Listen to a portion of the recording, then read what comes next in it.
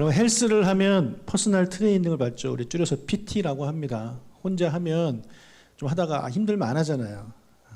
근데 이제 옆에서 PT를 받게 되면 옆에서 어떻게 합니까? 한 번 더! 한 번 더! 그 한 번 더를 계속 하죠. 예. 근데 옆에서 계속 그렇게 하다 보면 못할 것 같았는데 하더라고요. 그러면 아멘입니까? 그러면서 이제 몸이 좋아지고 건강해지는 거 여러분 경험해 보시지 않았습니까? 여러분 프레이 투게더를 이 앞자를 따면 뭐가 나옵니까? PT입니다. 예. 그래서 여러분 오늘은요 우리 영적 PT를 받는 날입니다.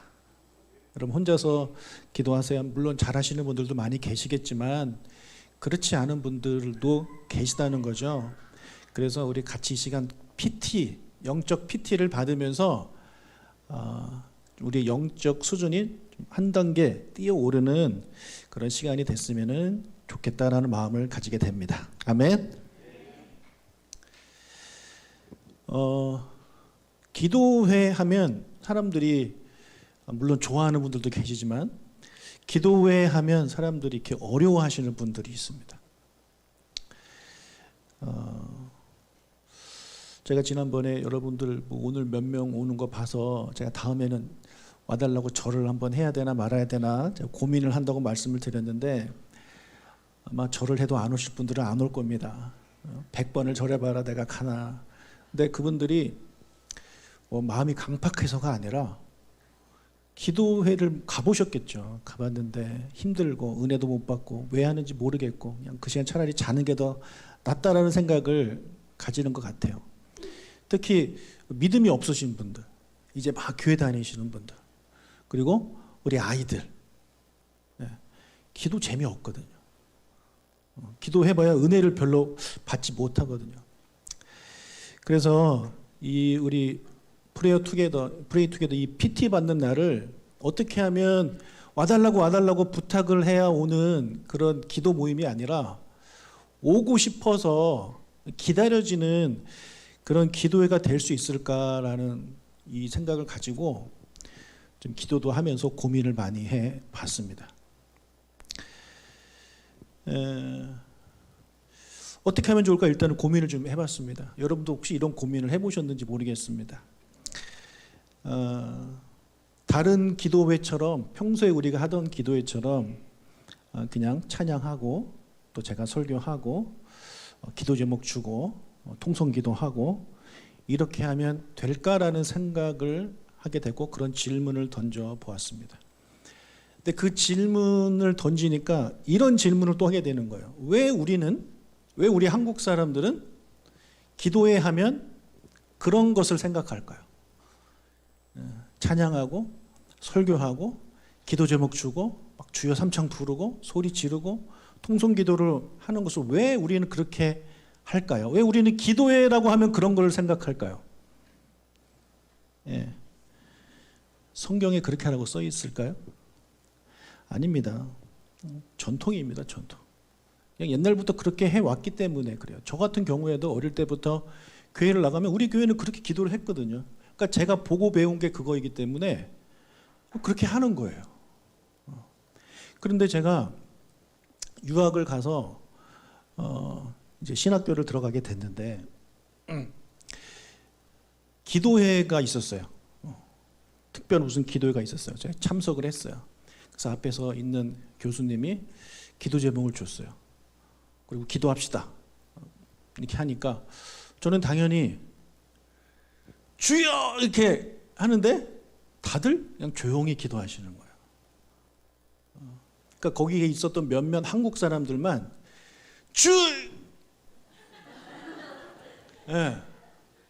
나머지 사람들이 놀래죠. 근데 그 사람들 대충 이제 예상을 합니다. 한국 사람들이 왔으면 소리 지를 거다. 그게 코리안 스타일이 진짜 여러분 코리안 스타일이라고 불러요. 그거를. 전 세계에 그렇게 다양한 민족과 언어가 있는데 왜 한국 사람들만 그렇게 기도를 하냐는 거죠.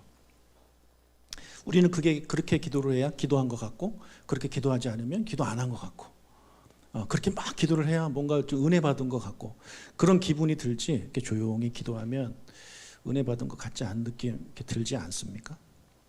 그래서 기도 뜨겁게 하는 교회는 막 살아있는 교회, 막 그런 우리 생각을 하는데 정말 그러냐는 거죠. 지금처럼 우리가 주여 부르고 통성기도하고 이런 것이 익숙하고 편하신 분들, 또 자기에게 그런 기도 스타일이 맞는 분들이 분명히 계십니다. 예, 분명히 계십니다. 그러나 그렇지 않은 분들도 많다라는 사실입니다. 특히 저희 교회는요, 새가족들이 많이 옵니다. 믿음이 별로 없으신 분들이 많아요. 그분들이 그런 모임에 참여하면 놀랍니다. 경기 일으킵니다. 예, 그리고 TV에서나 보던 이상한 사이비 느낌을 받습니다. 실제로 우리 지난번에 우리 정규인 수련회 갔었잖아요.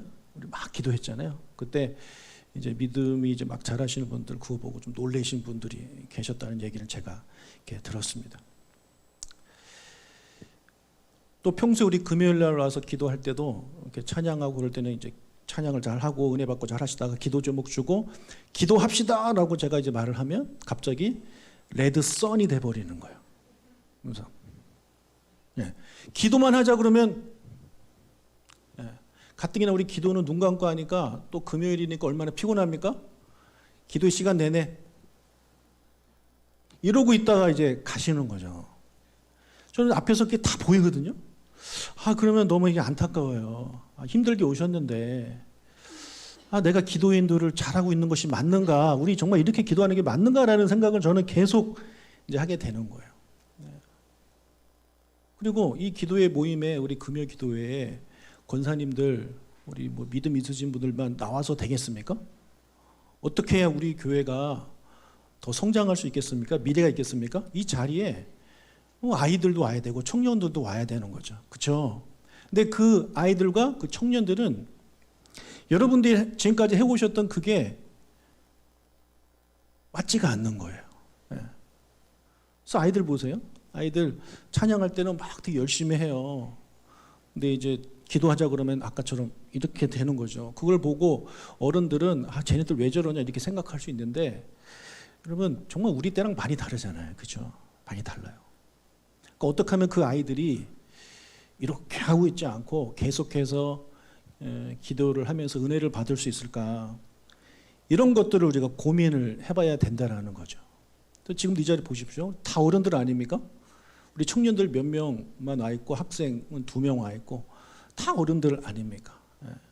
이래서는 우리 교회도 이제 시간이 지날수록 점점 늙어가는 교회가 되는 거죠. 여러분 로마서 15장 1절을 우리 한번 같이 읽어보도록 하겠습니다. 로마서 15장 1절 믿음이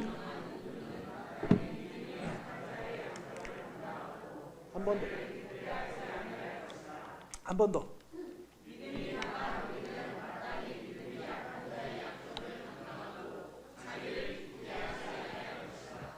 여러분 교회 안에는요 믿음이 강한 사람들이 있고 그렇지 못한 사람들이 있습니다. 그렇죠? 네, 다 믿음이 강하지 않아요. 옛날에 뭐 초대교회라고 다 믿음이 좋았을까요? 우리는 초대교회 하면 다 믿음이 좋을 거라고 생각하는데 그렇지 않다는 걸 우리가 로마서 15장을 통해서 알 수 있는 거죠. 초대교회 당시 그 제자들, 예수님의 제자들이 살아서 활동했던 그 시대, 사도 바울이 가르치고 사도 바울이 그랬던 그 시대조차도 믿음이 약한 사람들이 있었다는 거예요. 그러면 믿음이 강한 사람들이 보기에 믿음이 약한 사람들, 쟤네는 왜 우리를 못 따라오냐? 우리를 따라와야지. 우리처럼 기도하고 우리처럼 예배하고 이렇게 해야지 라는 생각을 가지고 쟤는 왜 저래? 이렇게 바라볼 것이 아니라는 거죠.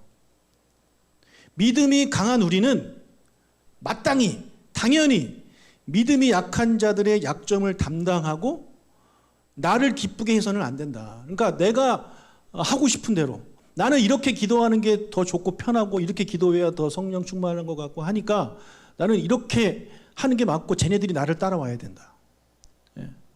이런 생각들을 갖지 말라고 지금 사도 바울이 이야기를 하고 있는 것입니다.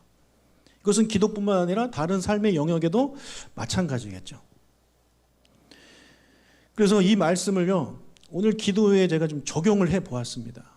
분명히 기도회가 어려운 분들이 있는데 그분들이 지금 계속해서 이렇게 기도했다가는 과연 그분들 중에 몇 명이나 참석을 하고 참석한 분들 중에 몇 명이나 여기에 적응할 것인가? 제가 보기에 몇 퍼센트 되지 않을 것 같습니다. 여러분들은 그 몇 안 되는 몇 퍼센트를 통과하신 분들이에요. 그러니까 통성기도가 편하고 막 주여 외치는 게 전혀 어색하지 않은 분들이라는 거죠. 근데 그렇지 않은 분들이 훨씬 많다는 거예요. 그래서 그렇게 그 믿음이 약한 분들이 참여하고 있고 참여할 수 있고 그분들이 함께 기도할 수 있으면서 동시에 성경적인 방법이 무엇일까를 제 나름대로 좀 고민을 해 보았습니다. 그리고 결론을 내렸습니다. 즉 이 말은 지금까지 해오던 방식대로 하지 않겠다라는 거죠. 이것이 또 불편한 분들이 계실지도 모르겠습니다. 그러나 여러분 우리는 개혁교회거든요. 여러분 개혁교회의 모토가 뭐냐면 개혁교회는 날마다 개혁되어야 된다는 거. 그래서 개혁교회예요. 그렇지 않으면 우리는 개혁교회가 아니에요. 천주교죠. 근데 우리는 천주교가 아니잖아요. 그래서 어떻게 하면 우리 교회 성도들이 더 잘 기도하고 예배할 수 있는 것을 고민하고 그렇게 할 수 있다면 우리가 조금의 이런 변화는 필요하다라는 생각을 이제 갖게 되는 겁니다. 지금까지 우리 교회 기도회는요, 앞에 서 있는 한 사람이 기도회를 인도했습니다. 제가 하거나 가끔 조도사님이 하기도 하죠. 그래서 제가 기도 제목 주고 기도하자고 하고 제가 계속 이렇게 이끌어 가잖아요. 여러분이 저를 따라서 그 기도 제목 가지고 기도하고 제가 다른 기도 제목 줄 때까지 기다렸다가 또 다른 기도 제목 주면 또 그거 따라하고 제가 하자고 하면 하고 제가 찬양하자고 하면 찬양하고 그래서 제가 인도하는 사람이 인도하는 그런 기도회를 우리가 이제 했습니다. 근데 이제는요, 오늘은 제가 인도하지 않겠습니다. 그럼 누가 인도를 해야 될까요? 누가 인도를 해야 될까요? 예, 바로 여러분 안에 계시는 성령님이 인도하시게 할 겁니다. 여러분 제가 기도회를 인도하는 것과 여러분 안에 계시는 성령님이 기도회를 인도하는 것 어느 것이 더 성경적이겠습니까? 당연히 성령님이 인도하시는 게 더 성경적이겠죠. 그래서 제가 최대한 개입을 하지 않겠습니다. 여러분 안에 계신 성령님이 여러분에게 뭐라고 말씀하시는지 여러분이 이 시간 귀를 기울이면서 민감하게 반응하시기를 바랍니다.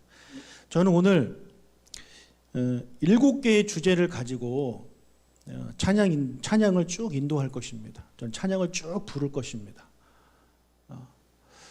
그 찬양의 가사가 곧 우리가 기도해야 되는 그런 기도 제목입니다.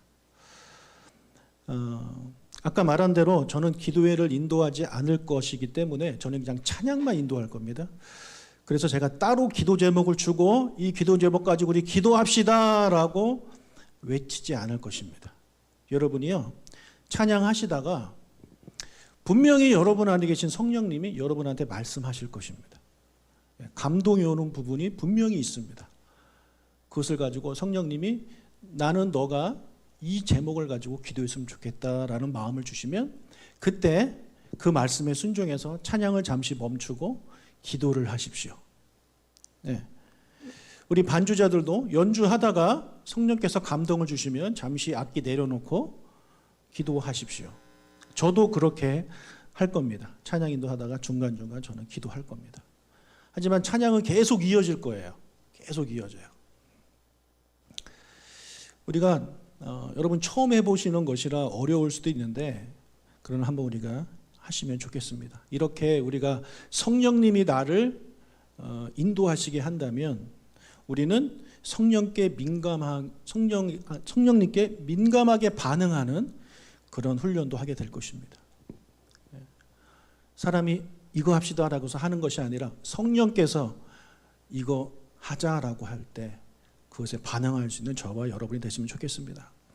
여러분 기도가 어려우신 분들 계시죠? 기도합시다 했는데 대부분 왜 이렇게 하고 있냐면 뭐라고 기도해야 될지 모르기 때문에 그런 거죠. 그리고 그 기도 제목 가지고 막 3분, 5분 기도하는 게 너무 힘든 거죠. 어떤 사람들 막 3분, 5분 기도하는데 나는 할 게 없으니까 한 10초만 하면 할 게 없는데 그러니까 나머지 4분, 50초는 이러고 있는 거죠. 그런 졸리는 거 아니겠습니까? 여러분 찬양은 우리가 뭐라 그럽니까? 곡조 있는 기도라는 말을 들어보셨죠? 예, 멜로디 있는 기도란 말이에요. 맞는 말이죠. 그 말은 정말 맞는 말이에요. 이 찬양 가사는요, 우리의 기도 제목이에요. 근데 찬양을 할 때 왜 우리가 은혜를 받냐면 그것을 반복해서 부르잖아요.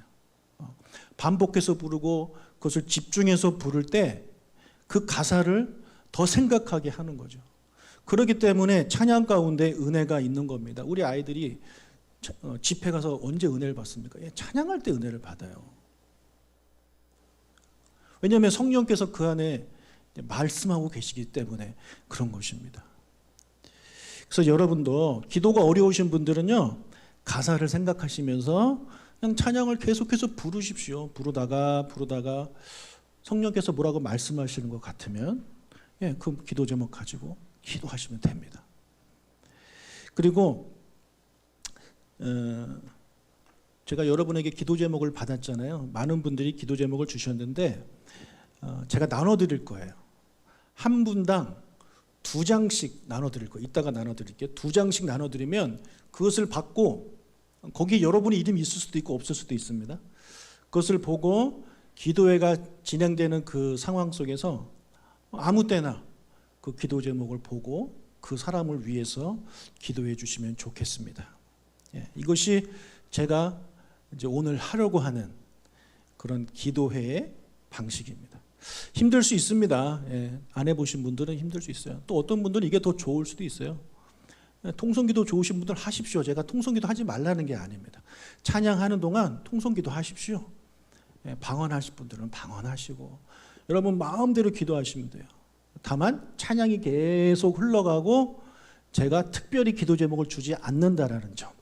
성령께서 여러분에게 기도 제목을 주실 것입니다. 그래서 그 성령이 주신 마음을 가지고 기도하시면 됩니다. 힘들 수 있지만 다시 말씀드린 대로 오늘은 PT 받는 날입니다. Pray together, PT 받는 날이에요. 영적 PT 받는다는 날이라고 생각하고 한번 끝까지 진행을 해보도록 하고요. 지금 9시 16분인데 10시까지 우리가 보통 금요일 10시에 마치거든요. 그럼 지금 한 40분 정도 남아 있습니다. 그래서 쭉 기도할 테니까 여러분 마음의 문을 여시고 찬양하면서 성령이 인도하시는 대로 그렇게 기도할 수 있기를 주님의 이름으로 축복합니다. 아멘. 제가 말씀드린 거 다 이해하셨죠? 자, 이제 2장씩 한 사람당 2장씩 나눠주시기 바랍니다.